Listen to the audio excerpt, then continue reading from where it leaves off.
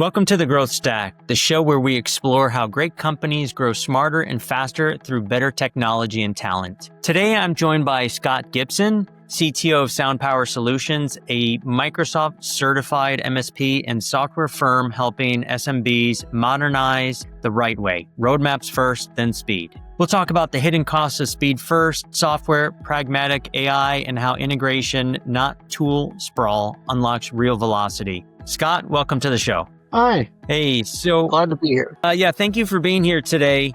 So I like to start off with, the guest sharing a little bit about your background and how you came to be CTO of SoundPower. Well, I started off many, many moons ago doing biomedical research, trying to build electronics to put into people's brains over at the University of Utah and the University of Southern California. That evolved slowly into opportunities looking at creating diagnostic devices based on light, similar to your Fitbit that you have today, which evolved into me forming one of the country's first personal health record companies to allow people to collect their data and from all the doctors and then distribute that data to their doctors. Over time, that company did not survive. I migrated over to Microsoft, where they started 365, and I was on the ground floor of that. And from there became the technical architect for data protection services at Iron Mountain. Spent a few years there, really kind of honing my craft, figuring out lessons I learned from my previous venture capital opportunities. Spent some time working with a few utility companies, learning how to really figure out how to deliver value as an IT organization to a organization that's got a job to actually do, not just do software, go figure. After I got done there, I kind of decided to go back into consulting. I did consulting during college, but then I got pulled back into the whole 365 Azure world and found that small to medium-sized businesses, which make up the vast majority of businesses in this country, desperately need help with IT support. And so not just building cool software, which I love to do and help them figure out how to build software that really empowers their team, but how to use stuff out of the box like Microsoft 365, Dynamics, Copilot, all those things that come out of the box and integrate those things with that custom software to really make their team better than it is and really empower their coworkers to do more than they can do on their own. So that's kind of how I came to be at SoundPower.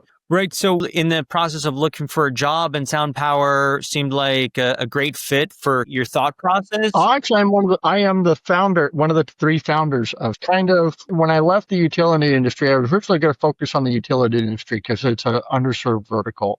And I was going to building software there. But as I started really working with people and developing a customer base, I started getting my fingers in legal, getting back into healthcare because that's where my background is, warehousing, all these small businesses. And I just started to realize they basically need a IT partner, because if you think about it, they're not in business for software. They're in business to warehouse products, deliver legal assistance to their clients.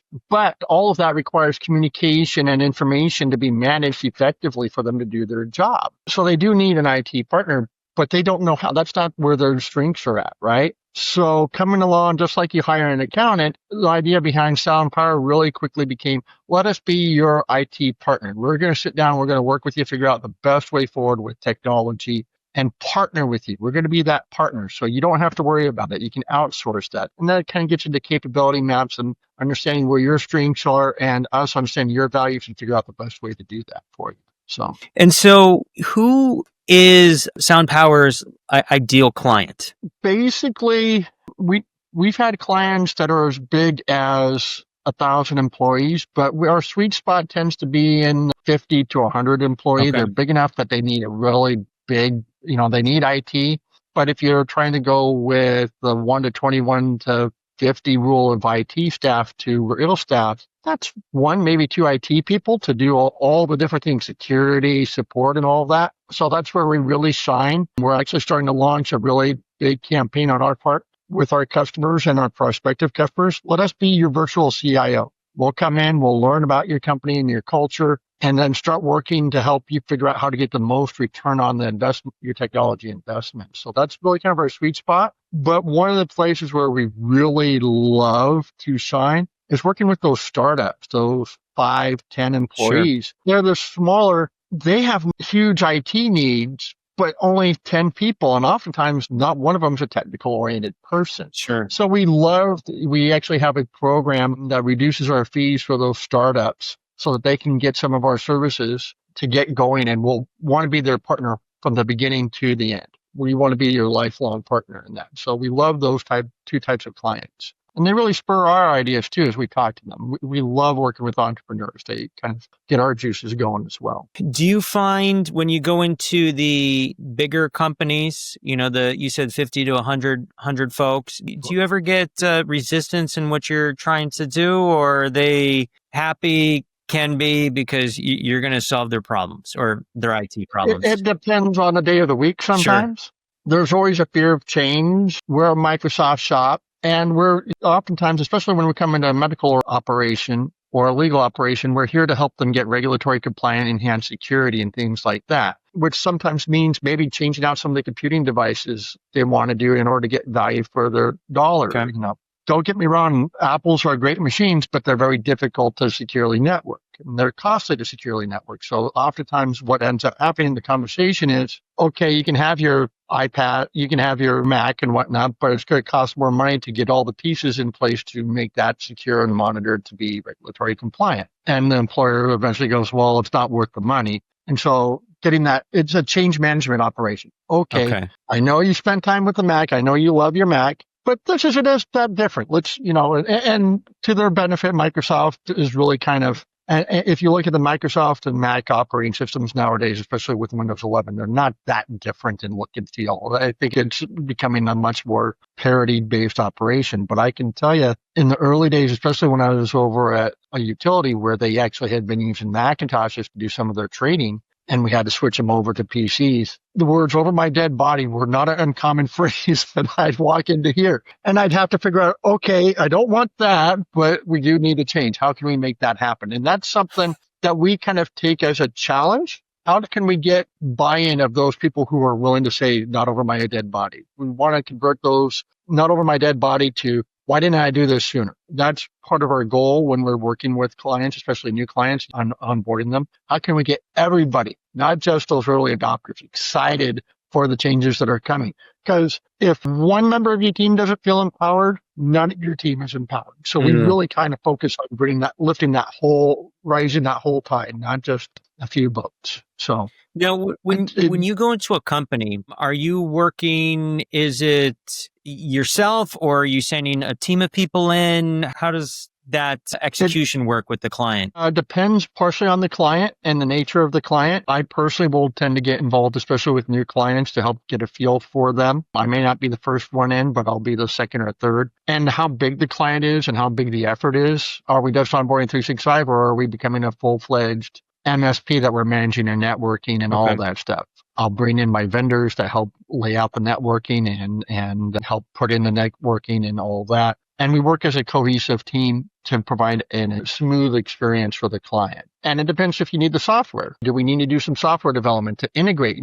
Part of your problem as an organization is you have all these great off-the-shelf software, but none of it talks to each other. And you have, we got to start bringing the software developers in, which means bringing in business analysts to better understand those capabilities you're trying to achieve, understand the data. I'll tend to play solution architect or enterprise architect for clients. We're a growing company, so eventually I'll be doing less of that and bringing in more people. Very nice. Now, earlier you had said roadmaps first versus speed first. Can you tell me more about that? Yeah, speed is great, right? You feel like you're getting something done. Sure. Boom, boom, boom, boom, boom. But oftentimes with that speed, a few things get missed. One, you sometimes are focused on just getting that hamster to move faster, right? So you may miss out on regulatory steps, documentation. If you're in healthcare or legal or something like that, those regulatory steps could cost you millions, if not put you out of business outright. Wow. Actually, when it comes to healthcare, I literally had a client at one point that wanted to bypass all that stuff, forget security. We just got to get things going.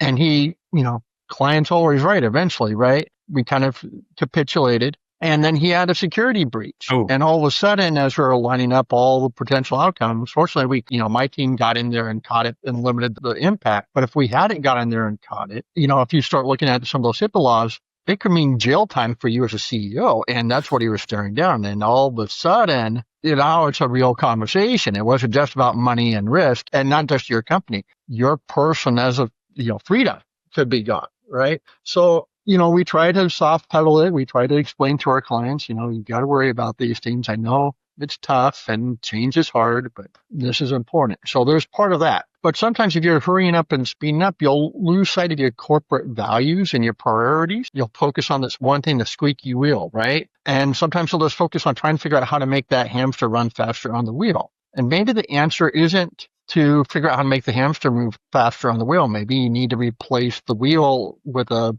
turbocharged jet car, right? There's a really smart individual I worked with over at Microsoft and have collaborated with them off and on through the years. He coined it the how trap. You get caught into, how do I make this process move faster? How do I get this one step to move faster? When really what you need to do is step back, figure out what you're trying to do as an organization, what your values are, where your priorities are. Maybe that squeaky wheel is a symptom of something else not working well. A really great example that I know of in industry of that would be Alaska Airlines. Those of us who are old enough, we can remember a time before e-tickets, online check-ins, and things like that, where you had to walk up to the counter to check in. There's a story out there that talks about how Alaska Airlines basically, I think it was from the Microsoft Business Services, but said, hey, look, we're not doing terribly good. Our customers hate the check-in process we have. We want to figure out how to do it faster and better, just like our competitors, our Southwest or whatever off to the side. Can you help us look at what they're doing and figure out how to do it better?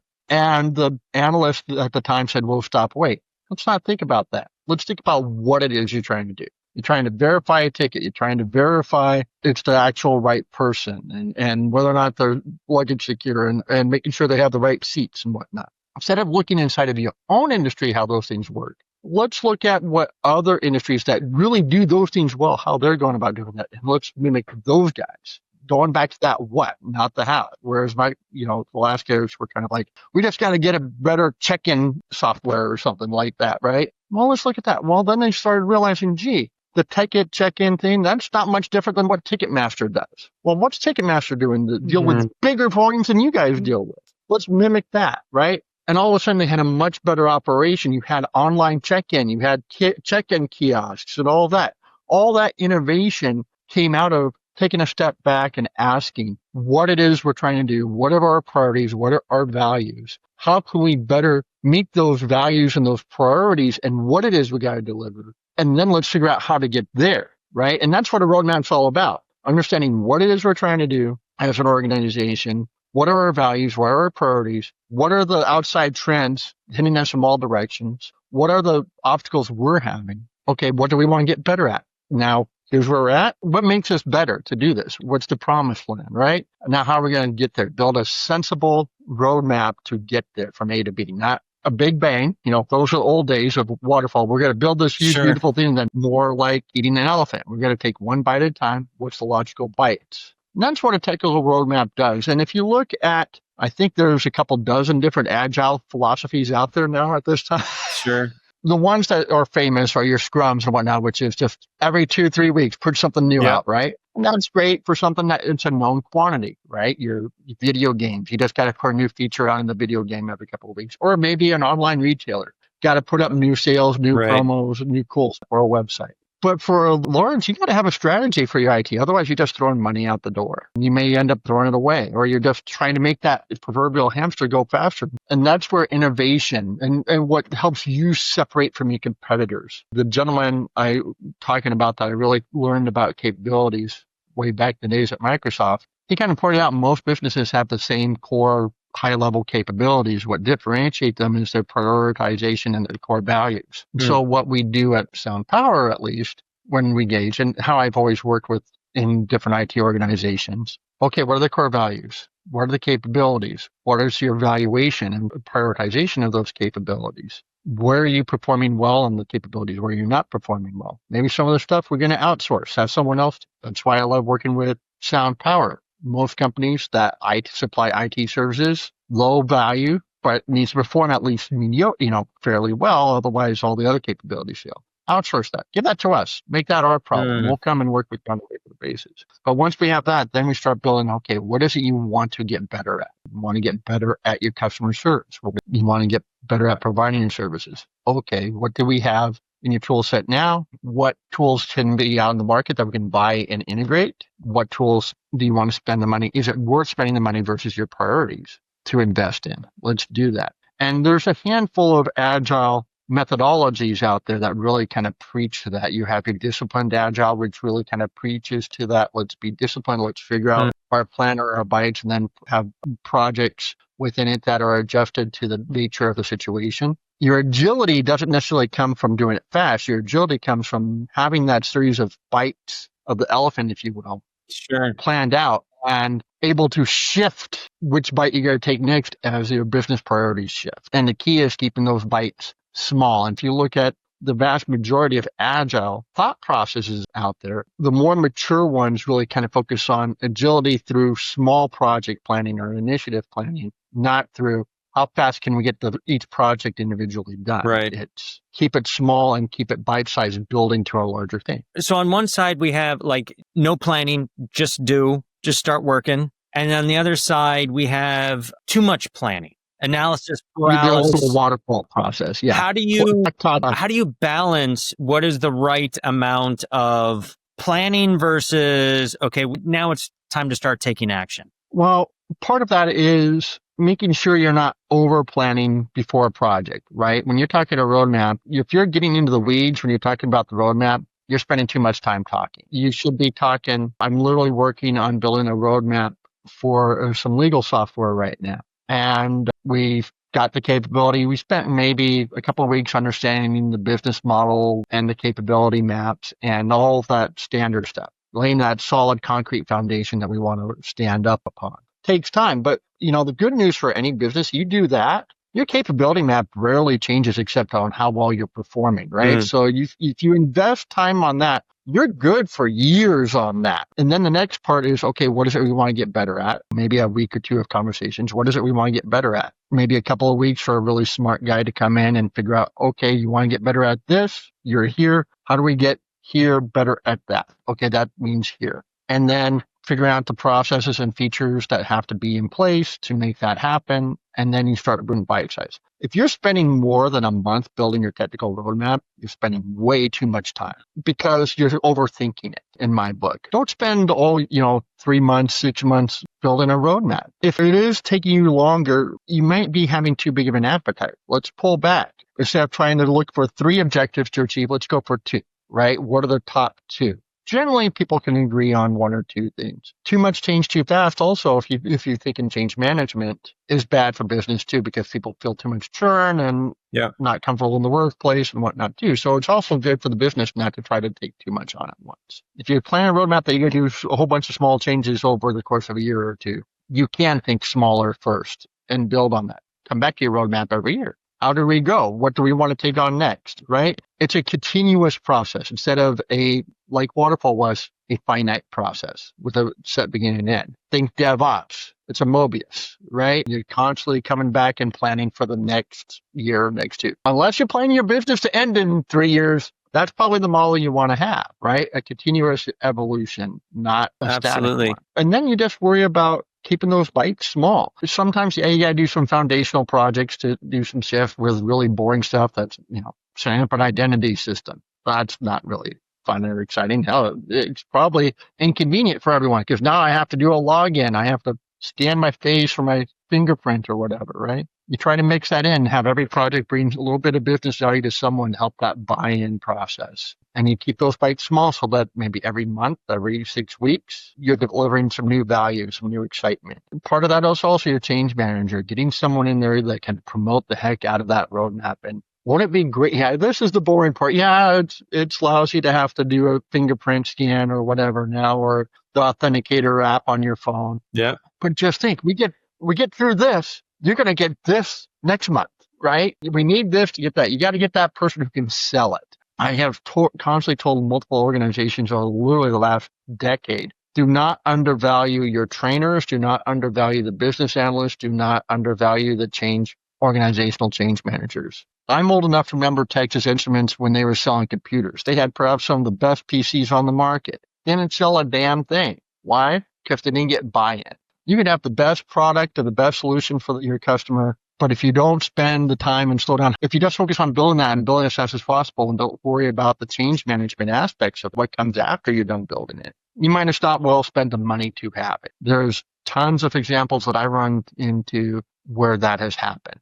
Where I come in to clean up that mess. The utility that I worked with, they had spent 3 years trying to build software to help them plan to meet regulations and whatnot and plan their power sale and purchase over a 10-day period. 3 different vendors. Each one said, okay, we're going to figure out what your current business processes are and figure out a way to make those happen, and voila. And they spent millions, literally millions, in rapidly trying to build that in a hurry. I come along and I take this approach. Let's build a roadmap. Let's understand the capabilities we're trying to achieve. What are our values? Spend a month doing that. Broke it down into 3 or 4 different phases. And through capabilities, realized, the problem they're trying to solve isn't much different than a problem I had to solve my senior year in college for neuromagnetic imaging, just a different application. Took all my research notes from way back then, dusted them off, and told my engineers, let's implement something that does this for this. And turned out the models and the thought process were pretty similar. All of a sudden, that utility is the only utility who's able to achieve all the requirements in the region that they have to meet, and they're outperforming all the other utilities in the area to where how did you do that? And guess what? We got it done in 6 months. Wow. Whereas all the other vendors did it in 3 years. 6 months, 4-man team. So you do the math of what that probably costs. Under $1 million, probably. Yeah. It spent several million. So going back to speed versus strategy, just taking that pause, we cost 1/3 of what they had already spent and actually delivered a solution that outperformed all other solutions. Right. And empowered that staff. Wow. So that's a very good practical example. So, AI is a big thing now. It's certainly one of the biggest buzzwords. OpenAI just came out with their own browser to compete with Chrome. Where is AI fitting into any of the work that you're doing now, or maybe in the future? Or do some of your clients ask about it? We get asked about it. In fact, I literally had a conversation last week with a legal client that's like, when can we start thinking about doing AI? And literally just onboarding them, figuring out stuff. Half of their data is still on paper. I'm not kidding. Literally not digitized. And she was thinking, well, we just have to scan the paper onto a website and the AI will be able to do it. I'm like, yeah, it doesn't quite work like that, right? Especially with your smaller businesses or smaller startups, it's a crawl before you run. AI is only as good as the information it's able to access. Sure. I saw a commercial just this morning. I forget which company was in this commercial, but it was a very apt commercial. The one lady was like, yeah, let's get our AI. I used AI today and it gave me this answer, but it's based upon our competitors' data. But we have all this other better data, which should have generated a better answer that I was able to figure out inside of 5 minutes without the AI. The AI is lousy. How come our AI is not using our data?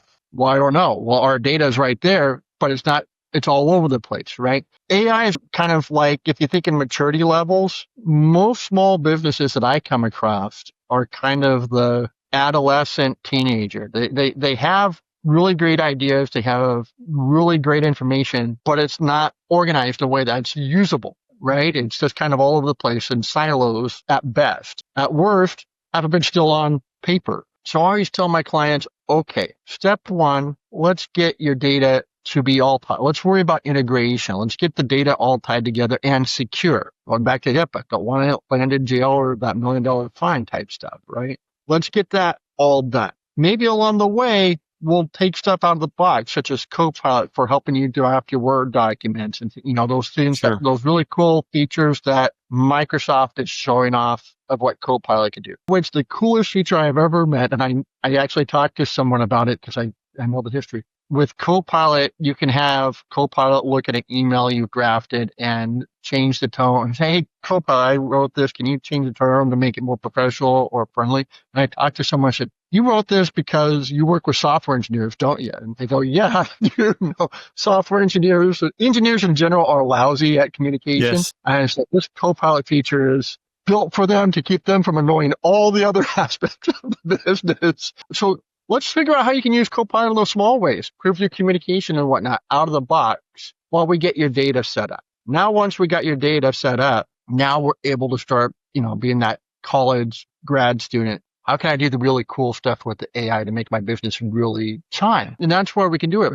But doing that without understanding your capabilities and your priorities and whatnot, once again, you got to get AI that does some cool stuff, but maybe stuff that's not truly helpful for your business. Sure. Right? I literally had a conversation with someone who worked last week who works with the Washington State Supreme Court. And we were talking about Copilot AI. And I asked, do you ever see, if you know how courts work, justices here, Supreme Court justices or appellate court justices too, to a lesser extent, they hear a case and they come back, they pick who's going to write the dissent and who's going to write the majority opinion. And they come back to their chambers. They have a couple of clerks, a couple of assistants. And half the time they tell a clerk or assistant, hey, I want you to start drafting an opinion that references these opinions over here and covers these points. And once you have that drafted, come back to me. Well, guess what? Microsoft's trotting out, right? Hey, tell Copilot you want to see a summary of this, and this, referencing this. And so I asked her, do you ever see Copilot being a tool for a Supreme Court justice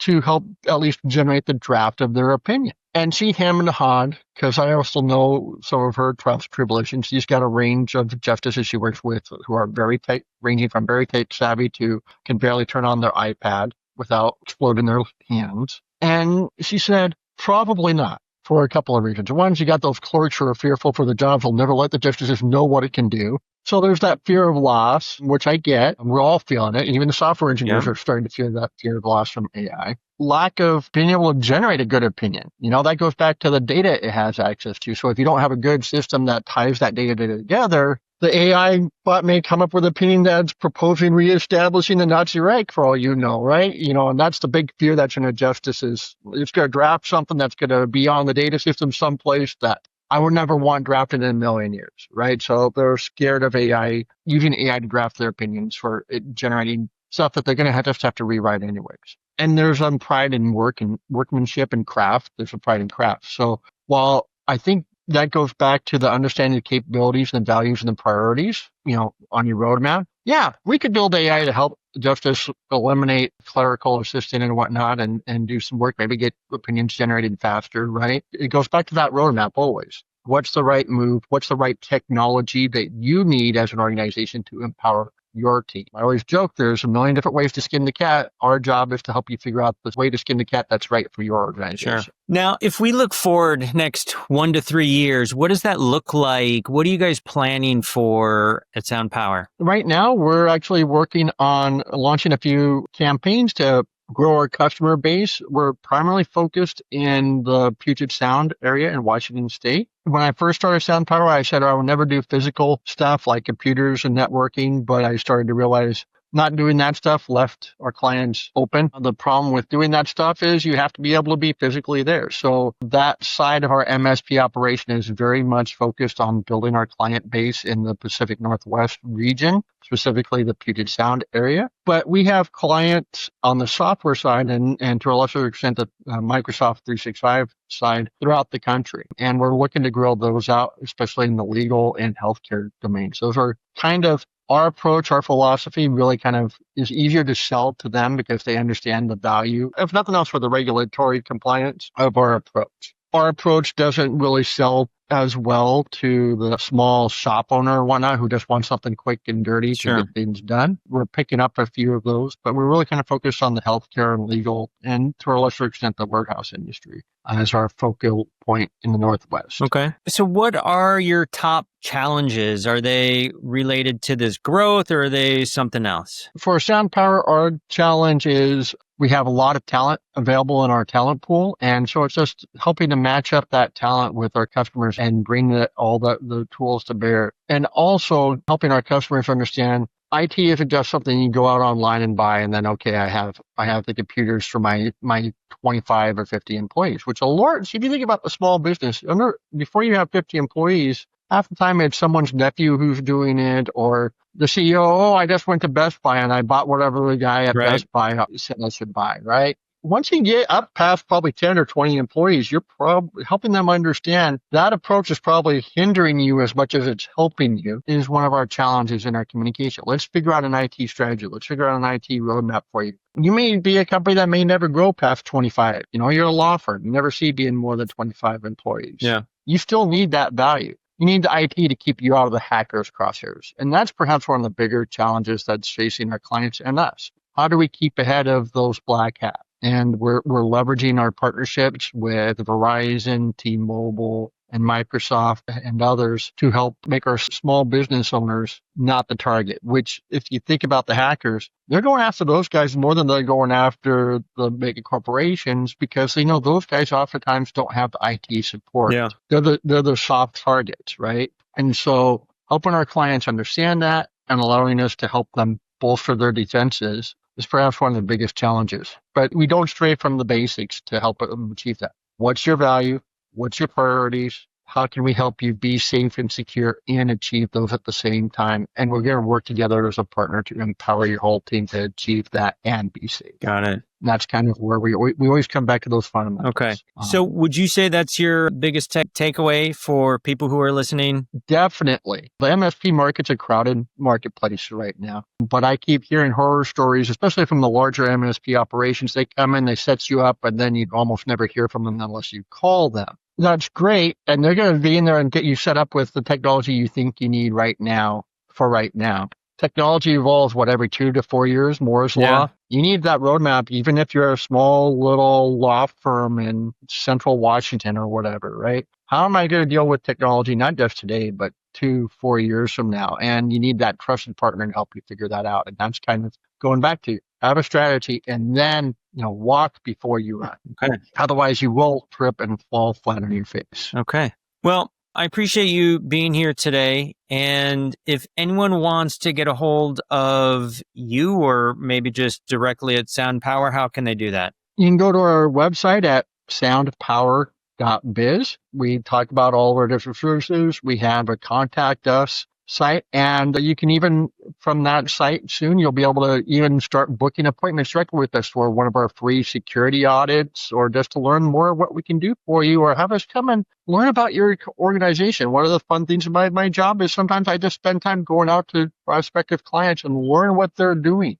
Right. Sometimes I listen to what they're doing and come back and hey guys, there's a need out here. Maybe we can figure out how to meet that need internally. Sure. So go to that site. Sign up, come talk to us. All right. Well, thank you so much for joining me, Scott, today. And go out there, check out the SoundPower website and contact them for how your business can be helped. All right. Thank you. Thank you.